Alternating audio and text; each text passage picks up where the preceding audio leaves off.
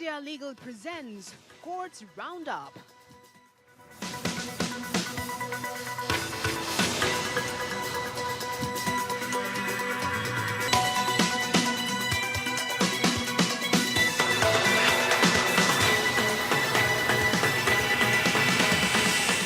Doctor ortho Ayurvedic oil and capsule, अब दर्द भी घुटने टेकेगा।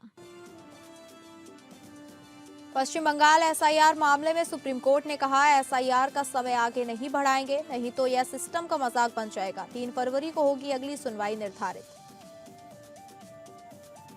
सुप्रीम कोर्ट ने यूजीसी के नए नियमों को चुनौती देने वाली याचिका पर विचार करने के लिए जताई सहमति। वादी ने कहा कि सामान्य वर्ग के छात्रों को बाहर रखना असंवैधानिक और विभाजनकारी।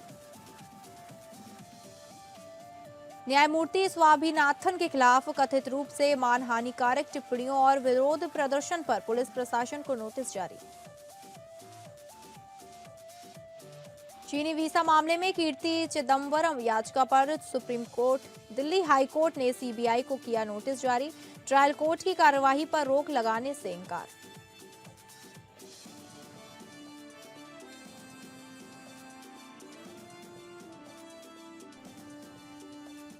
नमस्कार, आप सभी का स्वागत है कोर्ट्स राउंडअप में और मैं हूं आपके साथ अंकिता सिंह। अगले आधे घंटे हम सुप्रीम कोर्ट, हाई कोर्ट और तमाम निचली अदालतों की खबरों को आपके सामने रखेंगे। तो शुरू करते हैं courts roundup. India Legal presents Courts Roundup.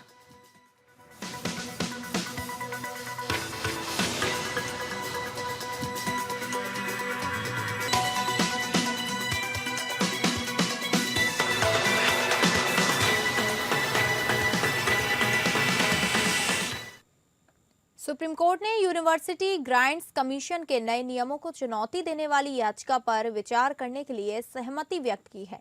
ये नियम उच्च शिक्षण संस्थानों में जातिगत भेदभाव को रोकने के लिए बनाए गए हैं। नए नियम, जिन्हें यूनिवर्सिटी ग्रांट्स कमीशन उच्च शिक्षण संस्थानों में समानता को बढ़ावा देना विनियम 2026 कहा जाता है, 13 जनवरी को अधिसूचित किए गए थे और ये पूरे भारत के उच्च शिक्षण संस्थानों पर लागू होते हैं। इन नियमों का उद्देश्य धार्मिक, नस्लीय, लिंग, जन्म स्थान, जाति या विकलांगता के आधार पर भेदभाव को समाप्त करना है।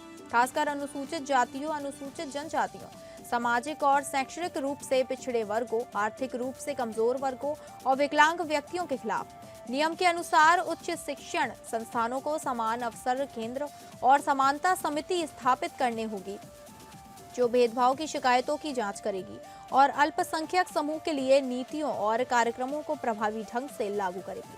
हालांकि याचिकाकर्ता का तर्क ये है कि ये नियम सामान्य वर्ग के छात्रों को शिकायत निवारण तंत्र से बाहर रखते हैं और इस तरह के चयनात्मक ढांचे को असंवैधानिक और विभाजनकारी बताया गया है। याचिकाकर्ता ने इन नियमों के कार्यान्वयन पर रोक लगाने और यह घोषणा करने की मांग की है कि जाति पहचान के आधार पर शिकायत निवारण तंत्र तक पहुंच से इनकार करना असंवैधानिक राज्य भेदभाव है। यह मामला सुप्रीम कोर्ट में लंबित है और इस पर आगे सुनवाई होगी। सुप्रीम कोर्ट के प्रधान न्यायाधीश सूर्यकांत ने याचिका पर विचार करने के लिए सहमति व्यक्त की और याचिकाकर्ता को याचिका में किसी भी दोष को दूर करने का निर्देश दिया। कोर्ट ने कहा कि वे इस मामले को सूचीबद्ध करेंगे और आगे की सुनवाई करेंगे। इस मामले में कई याचिकाएं दायर की गई हैं जो इन नियमों को चुनौती देती हैं और तर्क देती हैं कि ये सामान्य वर्ग के छात्रों के साथ भेदभाव करते हैं और जातिगत विभाजन को बढ़ावा देते हैं।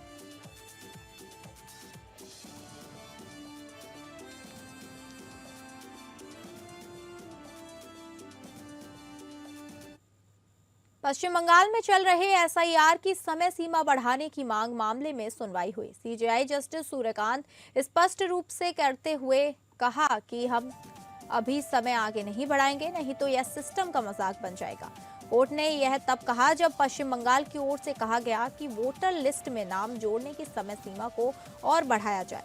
सीजेआई जस्टिस सूर्यकांत की अध्यक्षता वाली बेंच में पश्चिम बंगाल सरकार की तरफ पेश वकील कपिल सिब्बल ने कहा कि एसआईआर प्रक्रिया के दौरान राज्य में जो हुआ है वह कहीं ज्यादा गंभीर है। सीजेआई सूर्यकांत ने कहा कि पिछली सुनवाई के दौरान हमने ड्राफ्ट वोटर लिस्ट में छूट गए लोगों को मौका देने को सुनिश्चित करने के लिए निर्देश जारी कर दिए थे। ऐसे में इस मामले पर राजनीति ना की जाए। सिब्बल ने कहा कि याचिका में रखी गई समय सीमा को बढ़ाने की मांग का राजनीति से इसका कोई लेना देना नहीं है। नोटिस दिए जाने हैं, हर दिन आपत्तियों पर 9 लाख सुनवाई होनी है, अब तक सिर्फ 1 लाख सुनवाई हुई है। वहीं चुनाव आयोग के वकील राकेश द्विवेदी ने पश्चिम बंगाल सरकार की मांग का विरोध करते हुए कहा कि इनका मकसद है कि अर्जी डालते रहें और समय आगे बढ़ाते रहें, इसका अंत होना चाहिए। फिलहाल सुप्रीम कोर्ट 3 फरवरी को इस मामले पर सुनवाई करेगा। वहीं तमिलनाडु सरकार की तरफ से एसआईआर के खिलाफ दाखिल याचिका पर कल सुनवाई करेगा।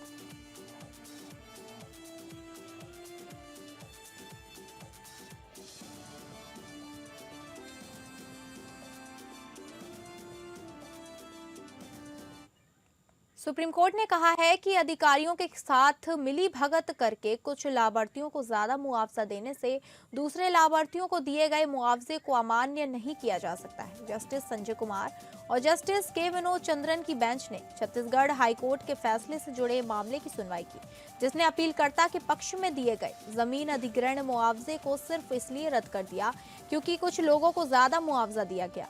यह मामला अगस्त 2017 में अधिसूचित रोघाट जगदलपुर रेलवे लाइन के पास जमीन अधिग्रहण के लिए जुड़ा है। 12 फरवरी 2018 को लगभग 550 जमीन मालिकों के पक्ष में मुआवजे के आदेश पारित किए गए। कलेक्टर की जांच के बाद यह आरोप लगाया गया कि कुछ जमीन मालिकों ने राजस्व अधिकारियों के साथ मिली भगत करके बाजार मूल्य से नहीं कई ज्यादा मुआवजा लिया था। उन अधिकारियों और कुछ लाभार्थियों के खिलाफ एफआईआर दर्ज की गई। उन्हें दिए गए मुआवजे से असंतुष्ट होकर अपीलकर्ता ने भूमि अधिग्रहण विशेष रेलवे परियोजनाएं नियम 2016 के तहत मध्यस्थ से संपर्क किया। एक मध्यस्थता अवार्ड द्वारा उनका दबाव बढ़ाया गया। इसके बावजूद हाईकोर्ट ने उस जांच से संबंधित रिट याचिकाओं पर सुनवाई करते हुए, जिसमें अपीलकर्ता पक्षकार नहीं था, बढ़ी हुई राशि को रोक दिया। बाद में मुआवजा रद्द कर दिया गया। इसे एक दूषित प्रक्रिया का हिस्सा मानते हुए, जिससे अपीलकर्ता को सुप्रीम कोर्ट जाना पड़ा। विवादास्पद फैसला रद्द करते हुए जस्टिस चंद्रन द्वारा लिखे गए फैसले में हाईकोर्ट के दृष्टिकोण को अस्थिर बताया गया, जिसमें कहा गया कि कुछ जमीन मालिकों के खिलाफ अनुचित लाभ के आरोपों का इस्तेमाल उन दूसरों के कानून अधिकारों को अमान्य करने के लिए नहीं किया जा सकता जो कभी भी किसी जांच या आपराधिक कार्यवाही में शामिल नहीं थे, क्योंकि केवल 5 जमीन मालिकों पर ही ज्यादा मुआवजा लेने का आरोप है। अपीलकर्ता उनमें से नहीं था, इसलिए कोर्ट ने कहा कि पूरे मुआवजे को रद्द करना अनुचित नहीं होगा। जब कलेक्टर की जांच रिपोर्ट में अपीलकर्ता के खिलाफ ऐसे कोई आरोप नहीं लगाए गए, इसलिए अपील मंजूर कर ली गई और आर्बिट्रल ट्रिब्यूनल द्वारा तय किया गया अवार्ड बहाल कर दिया गया।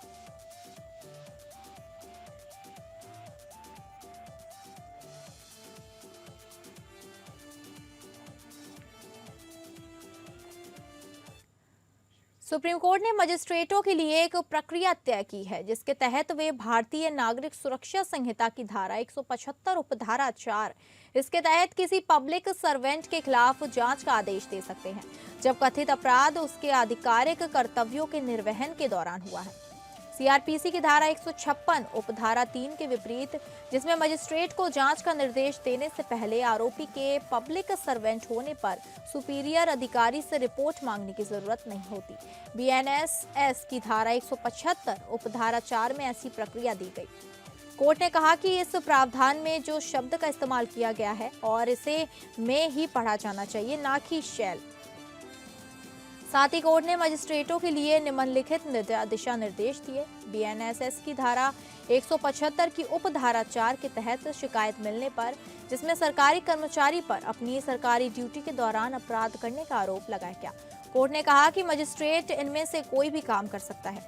कोर्ट ने कहा कि शिकायत पढ़ने के बाद अगर जुडिशियल मजिस्ट्रेट पहली नजर में संतुष्ट है कि कथित अपराध सरकारी कर्मचारी द्वारा अपनी सरकारी ड्यूटी के दौरान किया गया, तो ऐसे मजिस्ट्रेट के पास धारा 175 की उपधारा 4 के तहत बताई गई प्रक्रिया का पालन करने के अलावा कोई और विकल्प नहीं हो सकता, जिसमें सीनियर अधिकारी और आरोपी सरकारी कर्मचारी से रिपोर्ट मांगी जाती है। जस्टिस दीपांकर दत्ता और जस्टिस मनमोहन की बेंच ने उस मामले की सुनवाई की जो एक महिला द्वारा लगाए गए आरोपों से जुड़ा हुआ था कि संपत्ति विवाद से संबंधित शिकायत पर कार्यवाही करते समय पुलिस अधिकारियों ने 3 बार उसका यौन उत्पीड़न किया। पुलिस द्वारा उसकी शिकायतों को झूठा बताते हुए रिपोर्ट दाखिल करने के बाद वह BNSS की धारा 210 के साथ धारा 175 के तहत जुडिशियल मजिस्ट्रेट फर्स्ट क्लास के पास गई और FIR दर्ज करने के निर्देश देने की मांग की।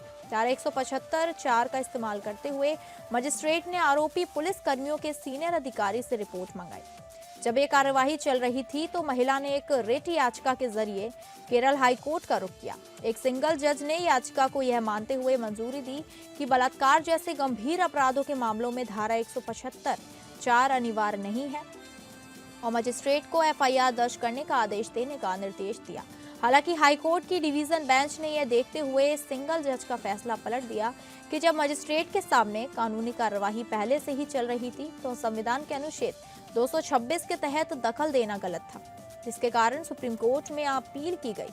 मामला सुप्रीम कोर्ट गया तो अदालत ने कहा, हमारा मानना है कि न्यायिक मजिस्ट्रेट अनिश्चित काल तक पालन का इंतजार करने के लिए बाध्य नहीं है। उचित समय क्या होगा इसे कठोर या अपरिवर्तनीय शब्दों में निर्धारित नहीं किया जा सकता है और ये अनिवार्य रूप से न्यायिक मजिस्ट्रेट के सामने प्रत्येक मामले के तथ्यों और परिस्थितियों पर निर्भर करेगा जिसे फैसला लेना है। अदालत ने यह तय करने से इनकार किया कि यौन उत्पीड़न के कथित कृत्य आधिकारिक कर्तव्यों के निर्वहन में किए गए या नहीं। मामले को JMFC को वापस भेज दिया गया। साथ ही निर्देश दिया गया कि कार्यवाही फैसले में बताई गई कानूनी स्थिति के अनुसार जारी रखी जाए।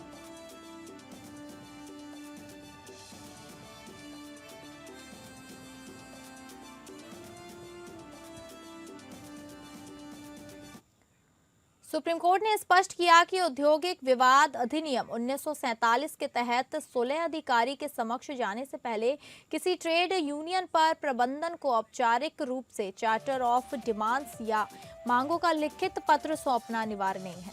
अदालत ने कहा कि यह अधिनियम निवारक और उपचारात्मक दोनों प्रकृति का है और जैसे ही कोई औद्योगिक विवाद उत्पन्न होता है या होने की आशंका होती है, श्रमिक या यूनियन इसके तंत्र का सराहा ले सकते हैं।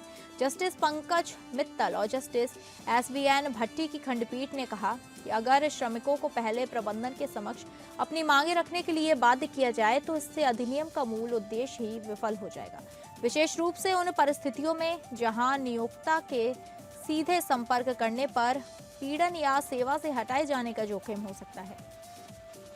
अदालत ने कहा कि कानून स्वयं सरकार को यह अधिकार देता है कि वह ऐसे औद्योगिक विवाद को भी संदर्भित कर सकता है जो मौजूद हो या होने की आशंका हो। यदि पूर्व मांग को अनिवार्य शर्त मान लिया जाए तो अधिनियम में प्रयुक्त शब्द आंशिकित निरर्थक हो जाएगा। अदालत ने शंभुनाथ गोयल बनाम बैंक ऑफ बड़ौदा के फैसले का हवाला देते हुए दोहराया कि जहां औद्योगिक अशांति की आशंका हो वहां लिखित मांग औद्योगिक विवाद के अस्तित्व के लिए अनिवार्य शर्त नहीं है। मामला संविदा श्रमिकों से जुड़ा है जिन्होंने अपनी सेवा समाप्ति की आशंका को देखते हुए सुलह कार्यवाही शुरू की है। यूनियन के नेतृत्व में श्रमिकों ने दावा किया कि वे स्थायी प्रकृति का कार्य कर रहे हैं, इसके बावजूद उन्हें स्थायी दर्जा और वैधानिक लाभ नहीं दिया जा रहा।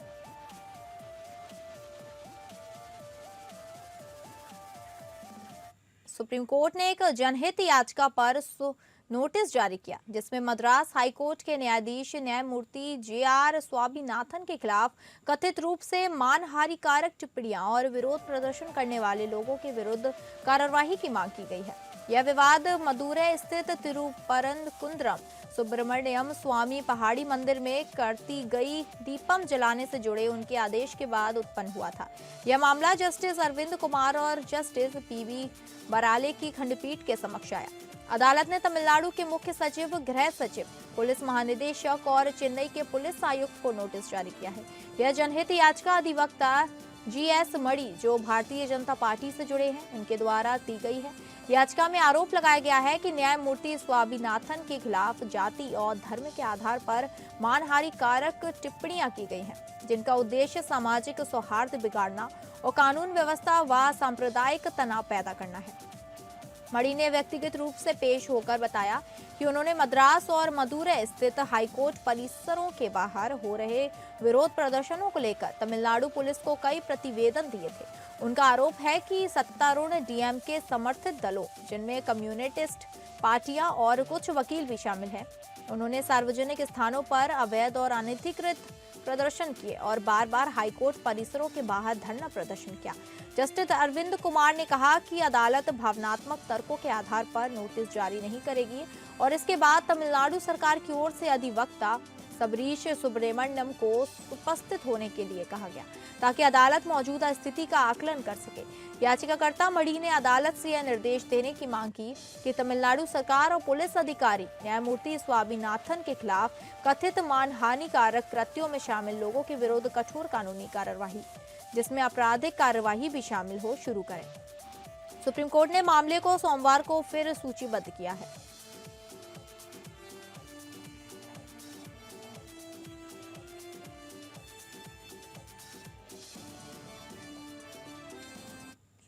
सुप्रीम कोर्ट ने तमिलनाडु के कांचीपुरम स्थित श्री देवराज स्वामी मंदिर में अनुष्ठान और प्रार्थनाओं को लेकर चल रहे लगभग 120 साल पुराने विवाद के समाधान के लिए पूर्व न्यायाधीश न्यायमूर्ति संजय किशन कौल को प्रधान मध्यस्थ नियुक्त किया है। यह विवाद श्री वैष्णव संप्रदाय के बडकलई और थेंकलई संप्रदायों के बीच मंदिर के गर्भगृह में मंत्रोच्चार और पूजा अनुष्ठान के अधिकार को लेकर है। यह आदेश चीफ जस्टिस सूर्यकांत और जस्टिस जॉय माल्या बागची की खंडपीठ ने पारित किया।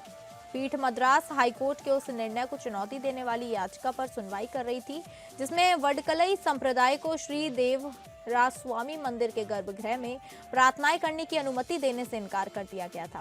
याचिकाकर्ताओं का मुख्य तर्क था कि मद्रास हाईकोर्ट का आदेश संविधान पूर्ण निर्णयों पर आधारित है जिनमें दक्षिणी संप्रदाय के वंशानुगत अध्यापक मिरासी अधिकारों को मान्यता दी गई है, जो संविधान के अनुच्छेद 25 के विपरीत है। तमिलनाडु हिंदू धार्मिक एवं धर्मार्थ बंदोबस्त संशोधन अधिनियम 1971 को नजरअंदाज करता है, जिसने मंदिर में वंशानुगत धार्मिक सेवाओं को समाप्त कर दिया और इसलिए ऐसे पुराने निर्णय अब प्रासंगिक नहीं है। हाईकोर्ट ने वडकलई संप्रदाय को एक धार्मिक संप्रदाय के रूप में मान्यता दी लेकिन प्रार्थना की अनुमति केवल थेंकलई संप्रदाय को लेकर वडकलई संप्रदाय के मौलिक अधिकारों को सीमित कर दिया। प्रतिवादियों की ओर से दलील दी गई कि थेंकलई संप्रदाय द्वारा किए जाने वाले मंत्रोच्चार 300 वर्ष से अधिक पुराने हैं और मंदिर की स्थापित परंपराओं के अनुरूप हैं। सुनवाई के दौरान सीनियर एडवोकेट अरविंद पी दातार ने कहा कि अदालतों को भाईचारे की भावना को बढ़ावा देना चाहिए और दोनों संप्रदायों को आपसी सहमति से समाधान तलाशना चाहिए। उन्होंने ये भी बताया कि कोविड काल के दौरान एक लचीला समाधान अपनाया गया था जिसमें पहले 20 सेकंड एक संप्रदाय और अगले 20 सेकंड दूसरा संप्रदाय अपने अपने मंत्रों का जाप करता था। हालांकि बाद में मंदिर प्रशासन ने केवल थेंकलई संप्रदाय को ही मंत्रोच्चार की अनुमति दी। खंडपीठ ने नोट किया कि दोनों पक्ष सौहार्दपूर्ण समाधान के लिए मध्यस्थता पर सहमत हो गए हैं। इस सहमति को ध्यान में रखते हुए सुप्रीम कोर्ट ने आदेश दिया, हम इस न्यायालय के पूर्व न्यायाधीश और मद्रास हाईकोर्ट के पूर्व मुख्य न्यायाधीश न्यायमूर्ति संजय किशन कौल से अनुरोध करते हैं कि वे प्रधान मध्यस्थक के रूप में कार्य करें। अदालत ने आगे कहा कि जस्टिस कौल अपने साथ 2 अन्य व्यक्तियों को भी जोड़ सकते हैं जो तमिल और संस्कृत भाषाओं, मंदिर की धार्मिक परंपराओं और इतिहास से भली भांति परिचित हों।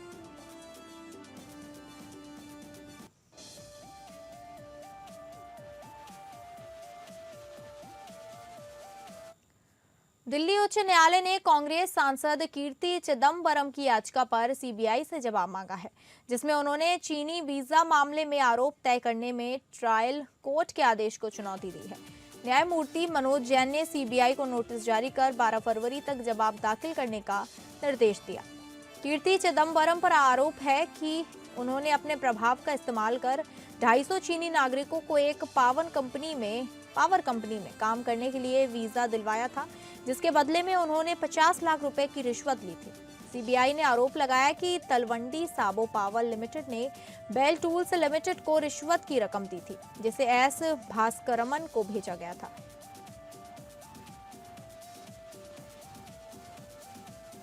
कार्ति चिदम्बरम के वकील सिद्धार्थ लूथरा ने तर्क दिया कि उनके मुवक्किल के खिलाफ आरोप तय करने के लिए पर्याप्त सबूत नहीं है। उन्होंने कहा कि ट्रायल कोर्ट ने गलत तरीके से आरोप तय किए और इस मामले में कोई सार्वजनिक सेवक शामिल नहीं है। उच्च न्यायालय ने कार्ति चिदम्बरम की याचिका पर सीबीआई से जवाब मांगा है, लेकिन ट्रायल कोर्ट की कार्यवाही पर रोक लगाने से इनकार कर दिया है। न्यायालय ने कहा कि आरोपों को चुनौती देने के लिए पहले यह साबित करना होगा कि आरोप गलत है। इस मामले में अगली सुनवाई 12 फरवरी को होगी।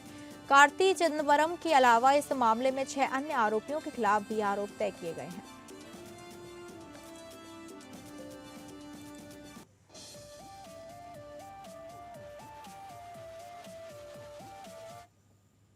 तो फिलहाल कोर्ट्स राउंडअप में बस इतना ही। नमस्कार।